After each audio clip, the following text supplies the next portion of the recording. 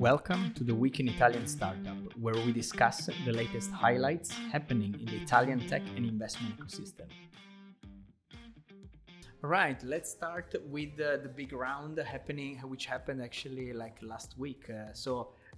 Last week, a lot of movements from cybersecurity to crypto to food, especially food, very interesting. I want to talk about that. And some blockchain initiative also, but also big movements from big companies such as Nestlè. So let's go in order. Let's start.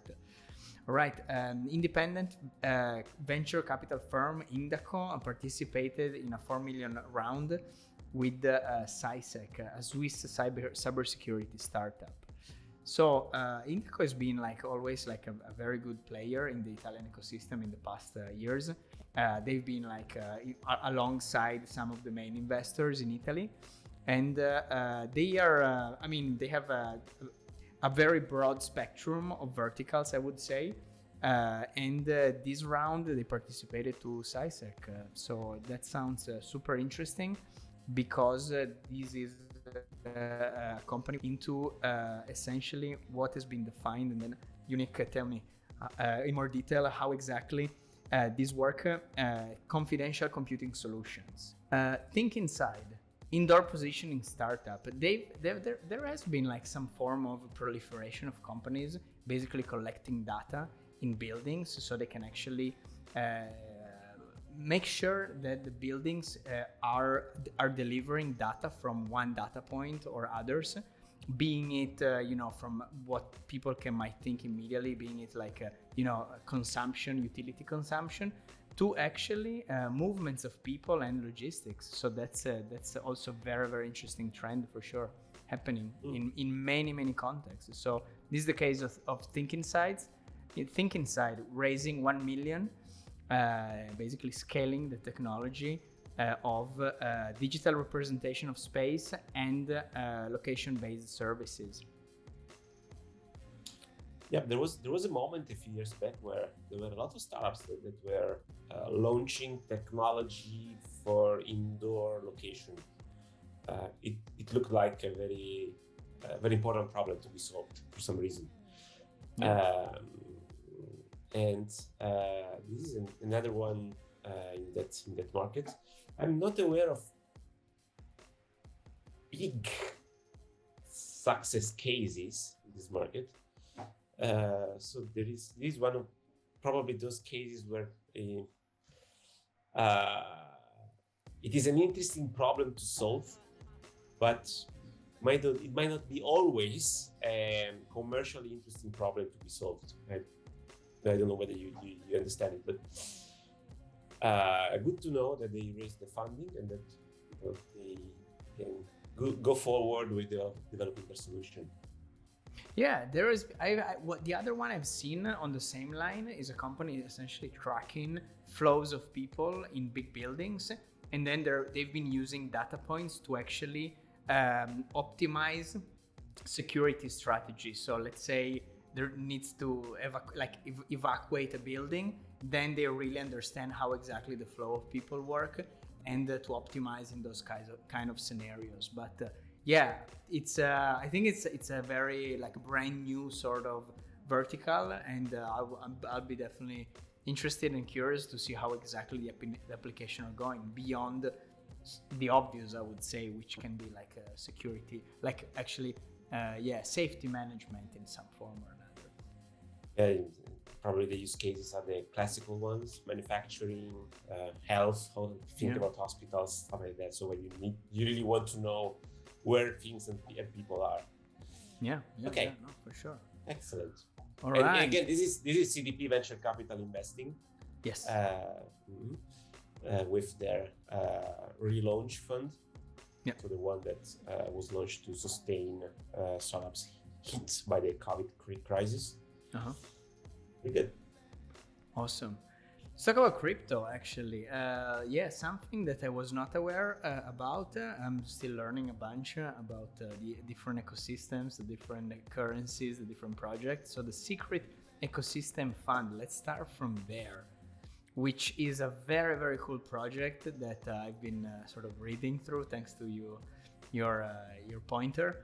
And it's very cool because basically what they're trying to do is really building a blockchain which is being, even though it's permissionless, is still privacy preserving. So what they want to do is really leverage the blockchain technology of smart contracts, but at the same time allow elements that will preserve the privacy of the users and of the transaction. So it's a very interesting project in a world where actually all the smart contracts are, are claimed to be, on the table and into direct sunlight. So yeah, I thought it was very, very curious actually. Yep. Me too. I didn't know about Secret Network as well. So I just found out by following Iconium that a holding based in Italy that invests in crypto. They've been around for a few years and they've been investing here and there. And they announced this investment into the Secret Ecosystem Fund. Secret is a name, not an adjective. And that's a 225 million fund, the classical ecosystem fund where the foundation, the originators of the blockchain want to sustain new projects coming on board financially in order to create some kind of utility on the blockchain. This is a fascinating approach. So in the blockchain world, the secrecy, privacy in particular, is a bit of a complex topic. Yeah. As you know, Bitcoin is not anonymous, it's pseudonymous, so privacy can achieve forms of privacy in layer 2, so blah, blah, blah. So there's a lot of complexity and I'm not qualified to delve into those complexities. And in particular, I believe also governments have something to say about full privacy in transactions and the recent problem with Pegasus in Israel and the clawback with WhatsApp. I read about Ireland. No, not Ireland. The UK government probably. That is going to pay for advertising to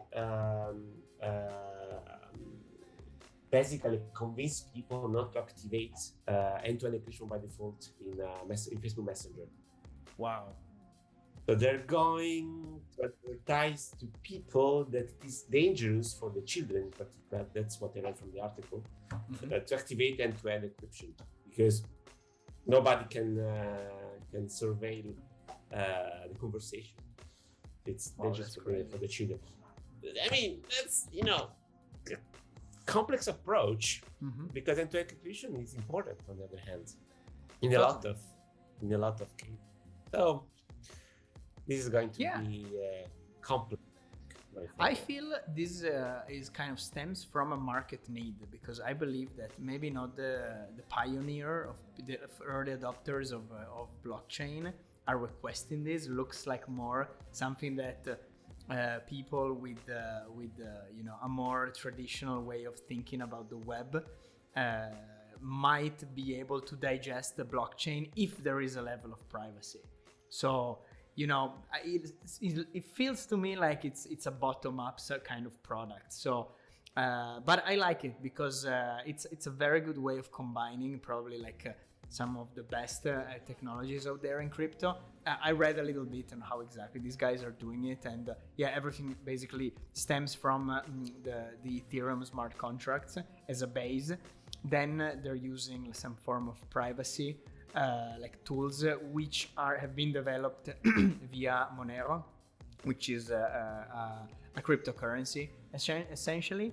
Plus, on top of which, there is this Cosmo, which is basically an ecosystem that allows different blockchains to communicate between themselves. So these guys are really trying to do something, solid, private, but at the same time capable of talking with a lot of different ecosystem. So there's something there for sure. That's pretty interesting.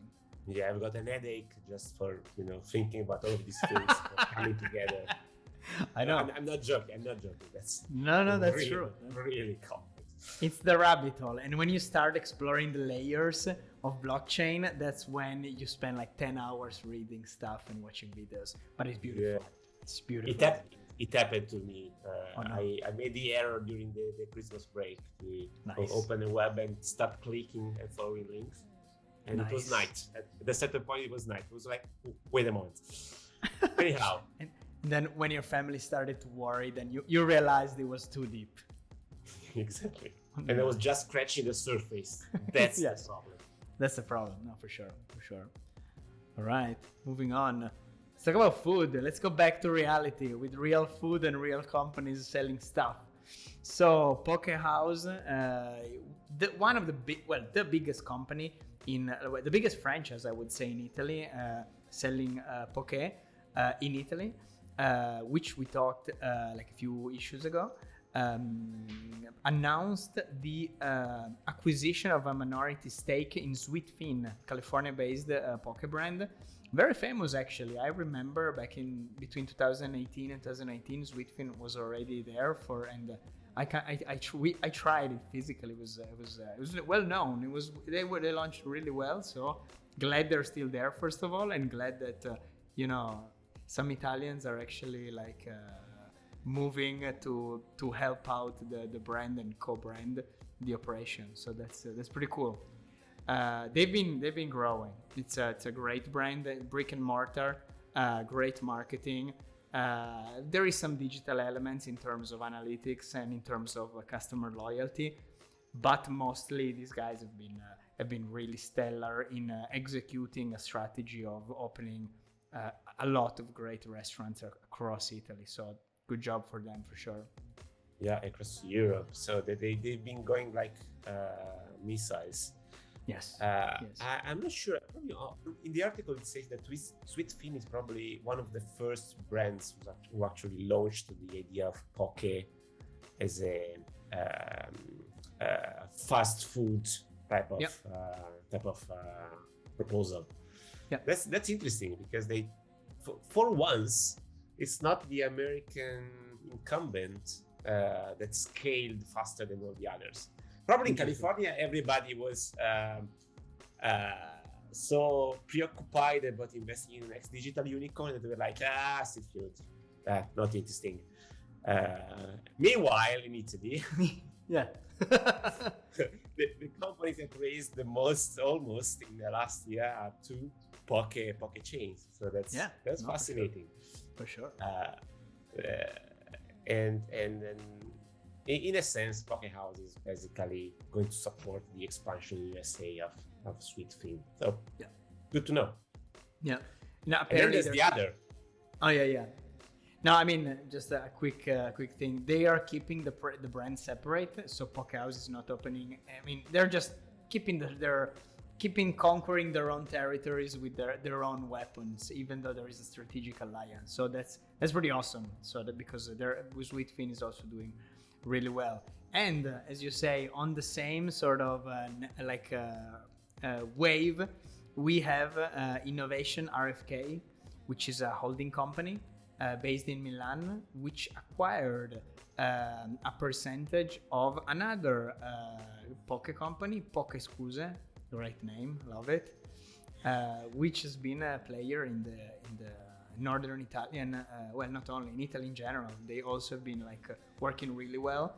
I feel Poké restaurant is the ultimate like Gen Z like restaurant style. A lot of colors, digital, a lot of like phygital kind of product, influencer getting on board, and healthy food. Well, it's definitely a huge trend. Yeah, it's one of the two that are taking fast food by storm. Probably the other is bubble tea. Yeah. That's interesting. Good point. But I still feel like bubble tea is way less powerful. Like Poké has been like explosive, but totally. Yeah. I agree. But that makes me wonder: is Poké going to become the new Italian national food? So like, Italians. Poké, mamma, mandolino. Yeah, exactly. The mozzarella and poke. Yeah, for sure. That's awesome. Well, we have carpaccio. It's kind of the same in a way, like fish carpaccio, crudo. We have this kind of stuff. Yeah, but that's not kind exactly. Kind of. No, it doesn't work like that. No. What is powerful though, thinking about this kind of deals, is the speed. Because sushi also back in the days like kind of took over, but it took forever to actually establish. Nowadays, technology empowered brands and the new food trends really can explode in a matter of a fraction of that time. That's very interesting. Yeah, but see, this is not going to be an analysis, but if you think about it, sushi was imported as a premium type of food. So originally, and in Japan, sushi is a premium food. So that you don't go to Japan and think that people consume sushi day in and day out. So it's something that they have every now and then. There are different type of traditional everyday dishes in Japan. That's right. And at the beginning, it was the same here. Then when it became a fast food-like experience, then it exploded. Probably it became less Japanese, if I might. A lot of Japanese restaurants, or sushi restaurants, let me say so, are not run originally by Japanese. Yeah.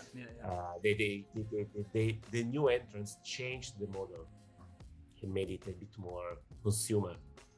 Maybe it's a different starting point. So sushi started as premium and niche, and then it kind of got viral, while Poké started as a viral kind of food. At the very beginning, exactly. That's the other trend, like the virality of foods for sure. And the other question: how long is it actually going to hold? Are we going to have Poké as like a daily consumption in some form or another? Is it like a hype and then it's going to kind of taper off later on? We don't know. Very interesting. We'll see. I'm not a fan. I don't consume too much Poké. I'm not of the idea, but of the type of food. No, I see. It doesn't make me sing when I see it. Interesting. But that's my personal taste. So nothing. That's not investment advisor, investment decision. In all forms, no investor advisor. No, absolutely. Not at all. Just discussing. All right, let's talk about Nestlè. Very, very interesting take here. 5 million, which has been allocated directly from Nestlè Italia and Malta, I believe. Yeah, Italy and Malta. For Eureka Fund 1 technology transfer. So we've seen Eureka back a few episodes ago, and by talking about their second fund, the Black Sheep Fund, which is a later stage fund. Their first fund is actually based in technology transfer, where they cooperate with universities to actually develop like product and basically bring product to market. So that's interesting. Nestlè in particular became like an investor in that fund with the goal of developing plastic-free packaging solutions. So that's good in terms of all the trend of corporate venture that me and you, we discuss a lot. So how exactly companies are actually behaving in the face of innovation. So that's a very good signal for sure. Yeah, that interesting bit of the article is that basically Nestlé is investing in a fund with a broad investment scope. So the fund has a broad investment scope. Yeah. Yet they say that basically their goal is to invest in a specific niche. So packaging, basically, sustainable packaging. I'm curious about how that works in terms of the relationship with the other investors in the fund and in the allocation strategy of the fund. So is the new investor coming in and changing the allocation plan? Are they going? How would that work? So that's curiosity. It's a good point. How an LP of that size can actually affect the strategy of the general partners. Very interesting. How big is at that it shouldn't, but still, I agree. Because the thought, I don't remember how big was the fund one. So here, okay, I might be able to let you know in just a few seconds. Yeah, as you look for it, another very good signal is the Nestlè Group overall basically allocating 250 million of Swiss franc to innovation globally for the sustainability of packaging and recycling system. So very, very strong signal from a huge multinational. Very, very interesting. Yeah. Maybe. Oh, yeah, there it is, Nico. Yeah, I think it's the subscription is 200 million. Is it possible? But 200 million is Tech, though. Okay. Interesting. Eureka, there you are. We have the secret knowledge. The secret database from Nick. Of course, that's not so secret because I published this database a few times in the newsletter. It is curated by Stefano Bernardi and Yannick Crooks. It's the Eurotech VC funds from 2016. So the first closing was at 40 million, target at 50. Okay. I don't know the amount they reached, but first closing 40, target 50. Yeah, they might be beyond that now because they remember that they received more investors, not just Nestlè. Good, interesting. So yeah, at that level, let's say it's 50, like a 10% coming from Nestlè. Do they have a right to say something, or it's, I don't know. Good question for sure. Interesting. All right, moving on. Credem also. We've been looking in Credem a few episodes back, and also very active in terms of what is happening with innovation. And lately, they have been basically becoming as an investor in the one of the CDP Venture Accelerator, the FinTech, which is essentially developing a product in FinTech and InsurTech. So that's another big move and another, eye on how exactly CDP is like playing their cards with a big institution like Credem, and how on their side they're actually looking into innovation. So that's pretty cool. That's a good news for the participant to the acceleration program. Oh yeah, because basically this is capital that will flow directly to them, because Credem is not from my understanding, is not investing in the container, is ready to invest in the product, the startups. And if I may add, but probably you were going to talk about it. So this is not a tactic from the Credem side. They have a strategy in approaching innovation. So we saw them investing directly. We are seeing them investing with partners here. So that's very interesting what they're doing. And in the article, they mention, they quote Giorgio Grossi, the Chief Innovation Officer, who I believe is a great manager, and he has been managing innovation for years now in big brands. And I believe that if he's leading this strategy, we're going to see a lot of stuff coming out from Credem. That's awesome. And keep an eye on them. And that's cool, the fact that the accelerator, the CDP accelerator, is really involving some of the biggest players.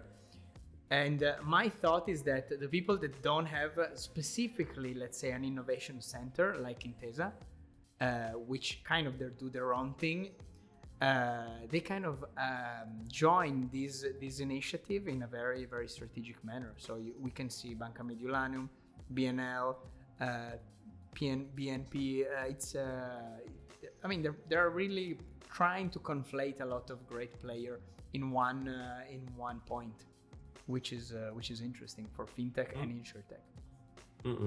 But there are good starting points here, right? So if CDP comes at your door and knocks and says, "Hey, Dear institution, would you like to join our new program coming up? You say, CDP, no. Hardly. Yeah, I don't think so. But let's talk about it. Let's find a way. The brands involved help a lot. But that is good. That is good because they are able to bring on the table players that usually are not there. As you said, probably these players don't have strategic innovation programs in place to support or invest in startups. So great play. And it was about time. Fintech is taking the world by storm. Come on. Let's do something. Come on, let's move. Yes. So we've got some big players that are not exactly fintech startups, like Nexi. Yeah. We can't say Nexi is a startup, but Nexi is doing great things in Italy and abroad. That's for sure. Yeah. No, that's good. But it's not. They are not a startup in the traditional sense. Totally. We've got a gap to fill there.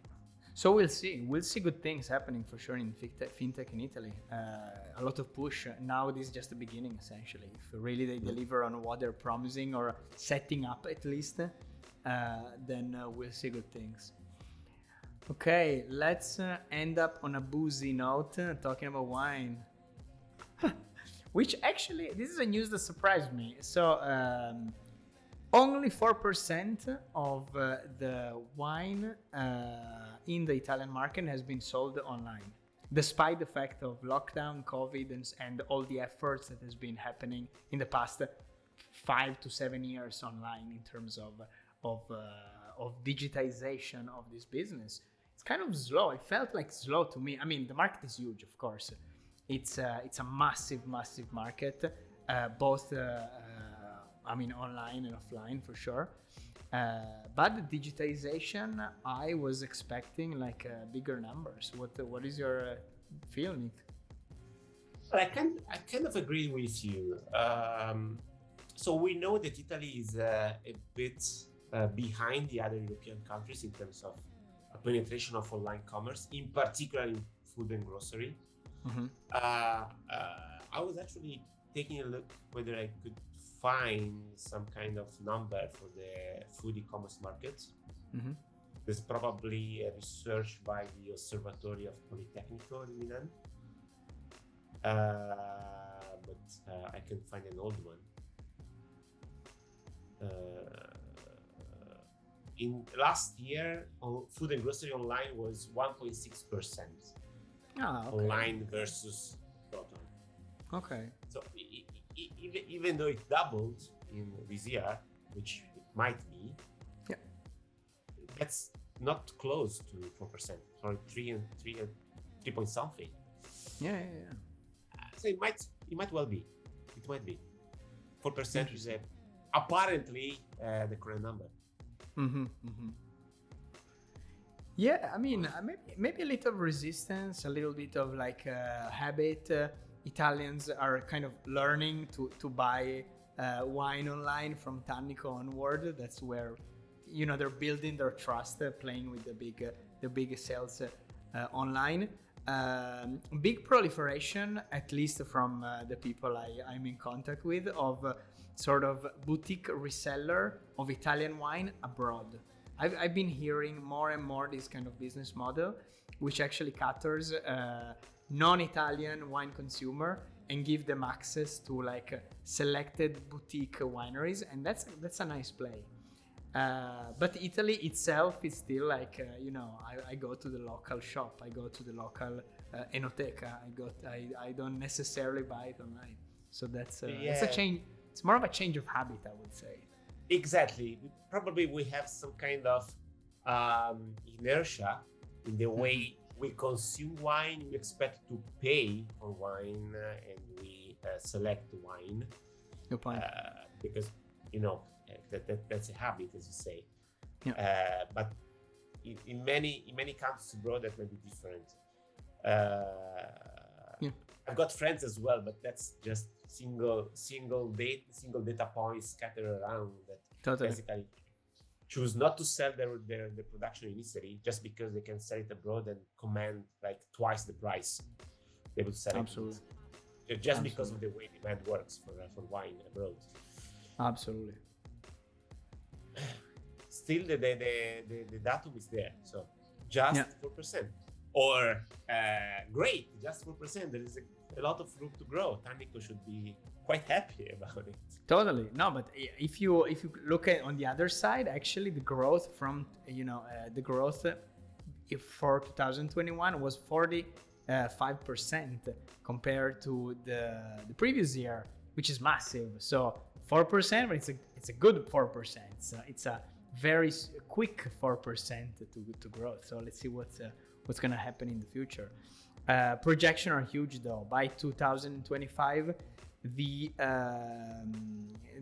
wine market will have a value of around like 19 billion euros. So that's a huge improvement, and very much in line with what is happening in the major countries in Europe.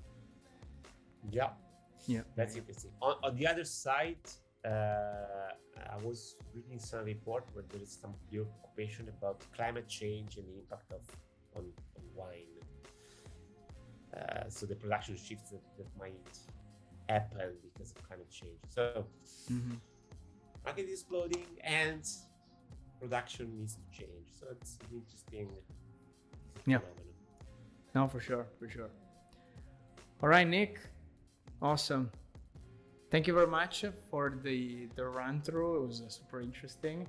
And thank you for the listener. And I'll see you all next week, same time on Monday. Thank you, Jack. It was a pleasure as always. Have a great week. See you on Monday. Thank you. Bye-bye.